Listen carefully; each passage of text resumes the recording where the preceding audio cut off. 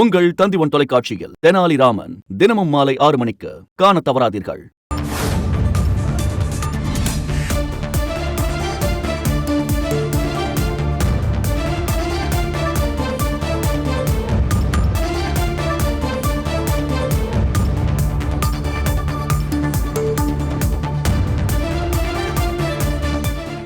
புதுக்கோட்டை மாவட்டம் வேங்கை வயல் சம்பவத்தில் தவறான தகவலை பரப்ப வேண்டாம் என தமிழ்நாடு அரசு வேண்டுகோள் விடுத்திருக்கிறது. தனிப்பட்ட விரோதம் காரணமாகவே 3 பேர் இக்குற்றத்தில் ஈடுபட்டிருப்பதாகவும் அதில் தமிழ்நாடு அரசு குறிப்பிட்டிருக்கிறது. தொடர்பான விரிவான விவரங்களை செய்தியாளர் பாஸ்கர் வழங்க கேட்கலாம். பாஸ்கர், வணக்கம்.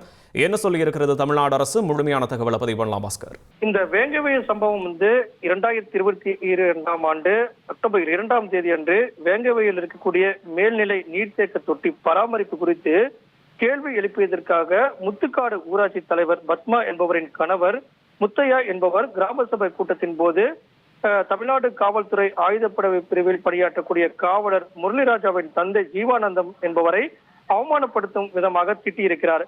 இந்த சம்பவத்துக்கு பழிவாங்கும் நடவடிக்கையாகத்தான் முரளிராஜாவால் இந்த செயல் என்பது திட்டமிட்டு செயல்படுத்தப்பட்டது என்பது காவல்துறையோட விசாரணையில ஆதாரப்பூர்வமாக தெரிய வந்திருக்கிறது அப்படிங்கறத தான் தமிழக அரசு தெளிவுபடுத்தியிருக்கிறது. இந்த சம்பவத்துல முரளிராஜா, சுதர்சன், முத்தையா மற்றும் பாலகிருஷ்ணன் இவர்களுடைய கைபேசி பறிமுதல் செய்யப்பட்டது. தடவியல் பகுப்பாய்வுக்கு உட்படுத்தப்பட்டது. இந்த சம்பவம் தொடர்பாக பல புகைப்படங்கள், உரையாடல்கள் அளிக்கப்பட்டிருந்தது. ஆனால் இந்த தகவல் அனைத்துமே தொழில்நுட்ப உதவியோடு மீட்கப்பட்டிருக்கிறது. அதில் ஆய்வு செய்யப்பட்டதுல இந்த சம்பவம் அவர்களுக்கு தொடர்பு இருக்கிறது உறுதி செய்திருக்கிறார்கள். இந்த சம்பவம் தொடர்பான விசாரணையில பெறப்பட்ட புகைப்படங்கள், செல்போன் உரையாடல்கள், வீடியோ ஆதாரங்கள், தடவியல் அறிக்கைகள், மருத்துவ அறிக்கைகள், புலனாய்வு அதிகாரிகளால் செய்யப்பட்ட செயல்முறை விளக்கங்கள் எல்லாம் அதன் அடிப்படையில தான் இந்த மூவரும் குற்றவாளிகள் என்பது குறித்தான நடவடிக்கையாகவே நீதிமன்றத்தில் சிபிசிஐடி சார்பில் குற்றப்பத்திரிகை என்பது தாக்கல் செய்யப்பட்டிருக்கிறது. இதன் காரணமாக இது தொடர்பாக தவறான தகவல்கள் யாரும் பரப்பிட வேண்டாம், பல்வேறு கட்ட ஆலோசனைகள், பல்வேறு கட்ட பகுப்பாய்வுகள், ஆதாரங்கள் இதன் அடிப்படையில தான் சிபிசிஐடி சார்பில் அந்த மூவர் மீது குற்றப்பத்திரிகை என்பது தாக்கல் செய்யப்பட்டிருக்கிறது.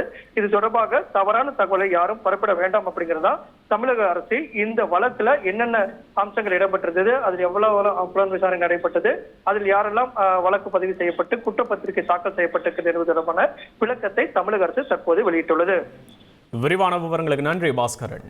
உங்கள் தந்திவன் தொலைக்காட்சியில் தெனாலிராமன் தினமும் மாலை 6 மணிக்கு காணத் தவறாதீர்கள்.